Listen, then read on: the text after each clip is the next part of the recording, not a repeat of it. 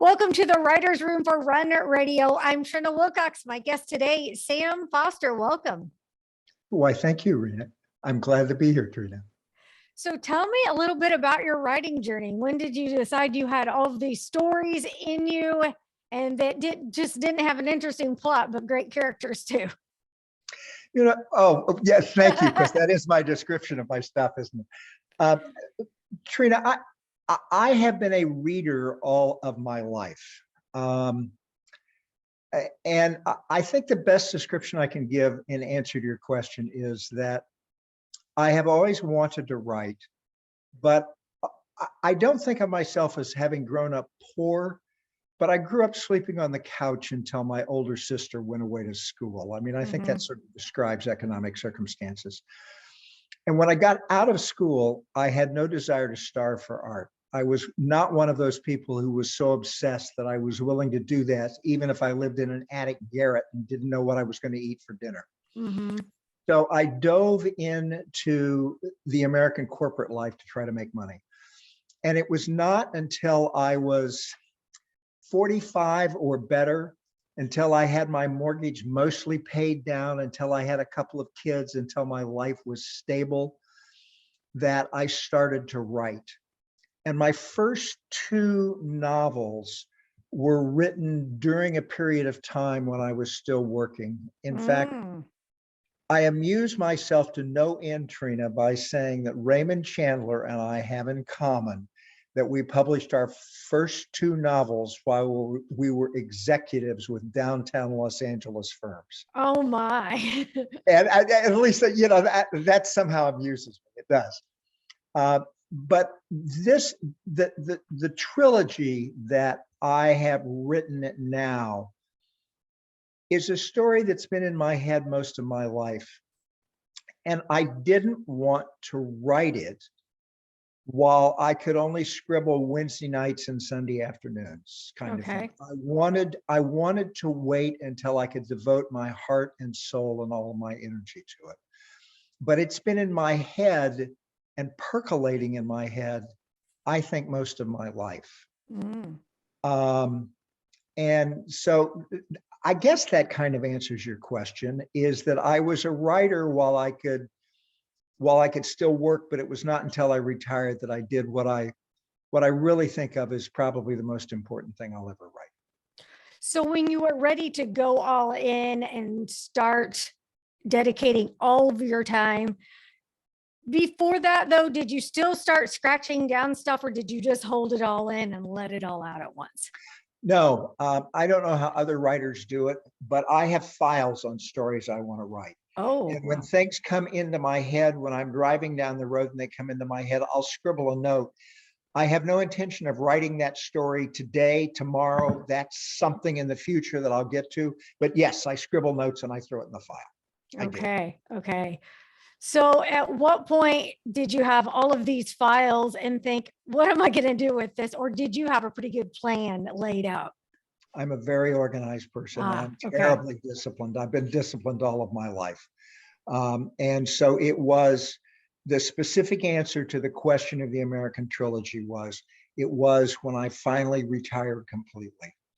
When I first retired, I did what most of us hear in retirement seminars. It's don't do it all at once. Don't just fall off the cliff. I'm working today, I'm not today. Get some sort of glide slope down to full retirement. So I consulted for a few years, and I didn't even fool with it while I was consulting, but quite literally the day I stopped consulting and started telling people who called, let me introduce you to somebody who can do that for you, as opposed to doing it myself, that I started writing on the trilogy. And what was you're kind of describing it, but your process as you were kind of coming down, did you do a 4-hour, 8-hour writing session, or did you just do it bit by bit? I've heard so many different styles of bringing a story together, and I find it interesting how it works for some people, completely opposite others. Yeah. I did research. Oh, okay. And in that regard, I was willing to contribute to the story, and piles of research notes. Probably, Trina, maybe some 4,000 words of original documents, diaries from the 19th century, that sort of thing. And I was willing to do that and scribble notes while I was on my glide slope to retirement. But no, I didn't sit down at a keyboard and start to pound a note until I could say, if this goes on until 2 tomorrow morning, I can do it. Oh, okay. Okay.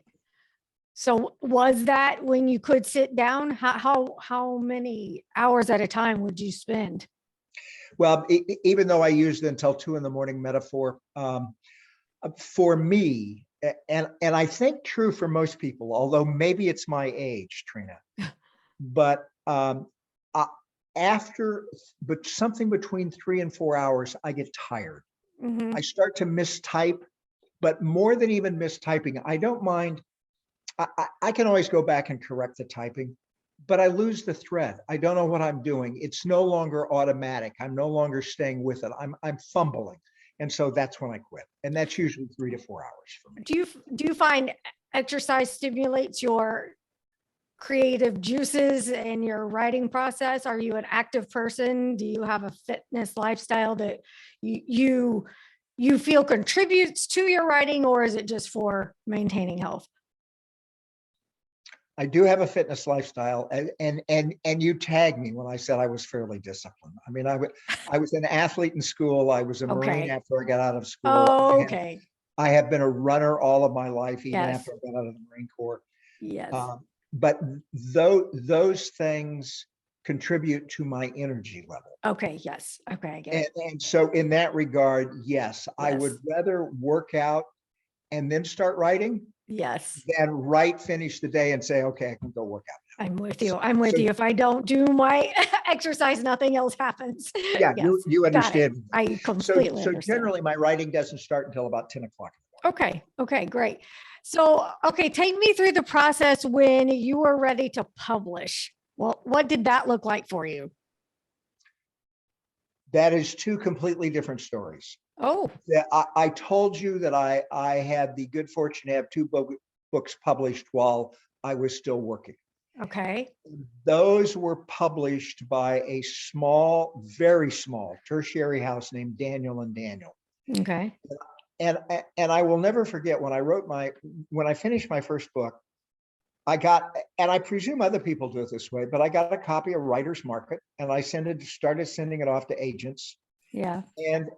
And I had an agent who responded one time, and he broke my heart, but he explained life to me. He literally bothered to write me a letter to say, I liked your story. And it was clear in the letter that he'd actually read it, that he'd read the manuscript and he liked it. He said, but understand that the way I get paid is on a percent of advance. And 15% of my advance for selling your book will not have me buy lunch for 2 publishing houses. I wish you luck. Oh my goodness. He was just that direct. Yeah. I didn't think ill of him at all. I Yeah. appreciated the fact that he would take the Respect. time to explain that to me. Right. So then I tried sending it to big houses directly. Okay. And that didn't work. And it certainly doesn't work. Right. Or at least it didn't for me. And so then I went to, again, I'm on Writer's Market. And as you know, it's 2 inches thick. And then I went to secondary houses, and then I went to tertiary houses. And I was sitting at my desk at work one day and the phone rings. And this guy introduces himself as John Daniels. And I don't know who John Daniels is, but I'm a polite guy generally, so I'm nice to him. And finally, it soaks into me in the conversation that he's John Daniels, as in Daniel and Daniels. I have sent him my manuscript and he's calling me. Okay. And once he realizes he has my attention and we're on the same page, he says, Sam, he said, Daniel and Daniel is, I'm John, my wife Susan, we're a small house. We do this together. It's what we do. We make our living publishing cookbooks and self-help books. Mhm. But we are like everybody in the publishing industry. What we really like is stories. And we have a little imprint called Fithian Press, and it publishes 4 or 5 stories a year, 4 or 5 novels. It doesn't make any money. If you publish with us, you won't either. Do you still want to talk to me? Oh, wow. And that book is still in print.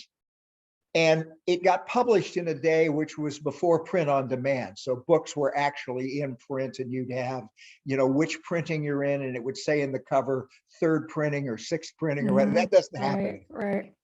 But that was then, and it stayed in print for 20 years. Huh. And John was right. I think I made $5,000 in 20 years on that book. Wow. Wow. But when I did the American trilogy, when I did that, I was introduced to a man named Charlie Newton. Charlie is a writer of mysteries, cops and robbers kinds of stuff. And Charlie has got 11 published novels. Okay. And the first 8 were published with publishing houses. Charlie is about my age, so that was kind of the only way you could get it done then. And Charlie's 8th novel was published by a major house. I think it was Houghton Mifflin. And his agent was the same agent that Dan Brown had when he did the Da Vinci Code. And so Charlie said, Sam, I had finally, after a lifetime of writing, reached the top of the mountain. I had a major publishing house. I had a major agent. Mm-hmm. And I got there and I found out there was no there. Hmm. He said, publishing has become a business, publishing books, very much like music, where Yes. anybody can do it. It's so easy to do with print on demand and Amazon that anybody can do it. And there are some 4,500 books a day published, and it's affected the whole publishing business. Uh-huh. He said, so literally, even if you're with a major house, they just push the baby birds out the nest and hope that a couple of them fly before they hit the ground. They don't have time to nurture anybody. They really don't give you Goodness. any particular exercises. And so Charlie, literally, he spent lunch trying to convince me that I should self-publish. And I did. And Trina, you interview a lot of people, so you Mhm. probably know this. But I have got a 3-page document, single space, that is every step between finished manuscript and published book in the marketplace. Mm-hmm. And the question in self-publishing is, are you going to do all of those steps? Mm-hmm. And the internet is full of people who say they can do each and every one of them. Mm-hmm. And how do I, Sam Foster, know if somebody who says they will do a developmental edit really is retired from a major publishing house and just trying to make a little extra money and not be bored, or they're a failed high school English teacher that doesn't know squat? How do you know that? And this was all in Charlie's lecture to me. Charlie was very kind. Mm-hmm. He gave me a lot of time. And Charlie introduced me to, and you may know them, they're an outfit in Seattle called Girl Friday Productions. Hmm. And you can know, Trina, that they're all middle-aged women. There's not a young woman in America who would call herself Girl Friday Productions. That's just not. But they're all out of the publishing business. Mm-hmm. And they all know some area of it. They're not all in the same thing. And when I went to Girl Friday, they wanted to know 2 things. Mm-hmm. They wanted to know how many words in the manuscript and how many of these items did I want. And then they gave me a contract to do all those production steps. And I gulped real hard and I said, that's way too expensive. And that they were real simple. They were no different than I was in my business. They said, great, no problem. Which one of the steps do you want us to eliminate? Which ones can you live without and still have the quality book that you want? Right. So I self-publish, but I self-publish with the great assistance of Girl Friday, who does each of the steps professionally. Okay. So hybrid would be It a is good a way to hybrid. say. I suppose that's right. That it is a hybrid. Okay. And Girl Friday, and I hope you don't mind, I've got the book covers here, but one No, of the please. things that Girl Friday does is they do make an absolutely beautiful That is book. fantastic. And this was book number one. It's a trilogy. There's book number one, which is the 18th century. And there's book number two, which is the 19th century. And I'm intentionally trying to convey time periods with the costume, right? And book number three, which is the 20th century, will be out this May. This May. Okay. Yeah, Exciting. and so I'm a hybrid. You're absolutely right. That was the proper use. I have, I'll tell you what I don't pay Girl Friday to do at all. I don't pay them to do my marketing. Okay. And I don't like doing it. I would prefer to spend all my time writing, but at some point I'm not a bottomless well of money. Right. So I reached out to you directly. I can't tell you how many things I do directly. Yeah. I do social media directly. I have a large MailChimp account that I use to put things out. And I am about, Trina, and I don't know if this is where you want to go with this, but I have been involved in the publishing process on this personal basis that I've told you for 3 years now, 2.5 years now. And I'm about to try Substack. On my next novel, I think I may well simply go to Substack and see if my media list will pay for my books directly. Interesting. Interesting. I love that you're trying things and experimenting with it and seeing how it'll go. Yeah. Yeah. I mean, let's see, this book right here, Beardstown is the title of it. And I use Ingram Spark as well as using KDP. I mean, I don't just use Amazon. I want bookstores to have my books because I like bookstores. I mean, I like stores with a cat in the window. All writers like stores with a cat in the window. And I like that. I like to be able to have my books there, to see my books there. I like to support them.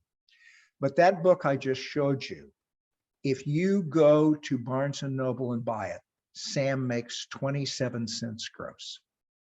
Yeah. Yeah. And so it causes me to look at other formats. They may be wrong, but that's what causes me to look at other formats. Now, I admit, I mean, and I know bookstores, which I love. I love bookstores, and they bitch about Amazon. But if that book that I just showed you, that I get 27 cents if you buy it in the bookstore, I get $2.47 if you buy it through Amazon. Amazon is much better to me than bookstores. And it's going to be cheaper for the buyer as well, usually. So yeah, I get it. It's a lot to think about. I think it's necessary for the writer to be informed, because we are in a stage right now where the power is shifted. We as independent writers, musicians, all of that thing have more options than ever to make sure our work is shared. And I think we just need to make sure that people know it's okay to do the work and not give over your money to someone else just to be traditionally published. Yeah, I agree. And I would like, when you had asked me this, but I asked myself this when I first started, what is it I truly want? Now, I told you in the beginning that I was unwilling to starve for art. So I'm a retired businessman. I've got a little money on the bank. I don't need to sell books to eat. But what I really want is people to be amused by and entertained by my words. I do want somebody to read it. Yeah. And so I may have options that younger writers don't have, with being retired with enough money in the bank to sort of see my way through. But I'm with you entirely, Trina. I'm somehow morally offended that I make 27 cents on that book. Yeah. It is the process. It is exactly as you said. It's the process. It's not the bookstore's fault. It's not even Ingram Spark's fault. It's everybody's in it to make money, right? Right. But it does cause me to look at all the other formats that are available. which is very smart to do. All right. Tell people where they can go to get your other books and be ready when the third one comes out. Okay. You can, and I will shorten it, but we just said it. It's available in any bookstore because Right. Ingram Spark does it. Now, most bookstores won't have it. Most bookstores, you may have to get them to order it. I have done book tours in Illinois, Indiana, and California with Barnes and Noble. So there are some Barnes and Nobles that have it. But it's available through any bookstore, whether they have it on the shelf or not. And it's certainly available through Amazon. I have it in a hardcover, soft cover, electronic version, and Audible version. All right. So any way anybody wants to read it, I've got it for them. All right. And do you have a website where people could connect with you? I do. Yes. It's a really difficult name. It is www.samfosterbooks.com. Oh, wow. You got lucky. That's nice and easy. I appreciate that. All right. Well, next time you've got more to share, please come back. I appreciate you sharing your wisdom and insight. And thank you so much. Best wishes. Trina, can I have 15 seconds before You we go? can. The trilogy is the story of the Northwest Territory. That would be Ohio, Indiana, and Illinois. It starts when the settlers start rushing down the Ohio River after the French and Indian War, and it ends in 1990. Oh, wow. Very cool. Very culturally rich. I appreciate it. Thank you so much. Thank you, Trina. Bye-bye.